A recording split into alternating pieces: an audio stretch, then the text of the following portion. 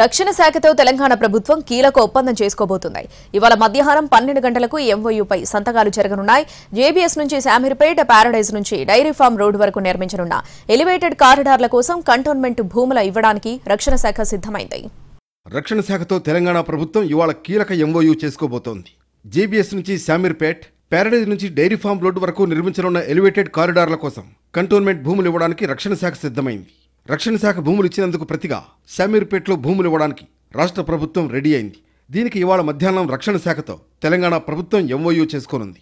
Elevated కారిడార్ల నిర్మాణం కోసం 90 ఎకరాల భూములు ఇవ్వబోతోంది రక్షణ శాఖ. దీనికి ప్రతిగా శామీర్పేటలో 435 ఎకరాల భూమిని రక్షణ శాఖకు రాష్ట్ర ప్రభుత్వం ఇస్తుంది. రక్షణ శాఖ భూముల కారణంగా ఎలివేటెడ్ కారిడార్ల నిర్మాణం పనులు ఆలస్యమవుతున్నాయి. ఈ ఒప్పందం పూర్తయితే వర్క్స్ వేగవంతమవుతాయి.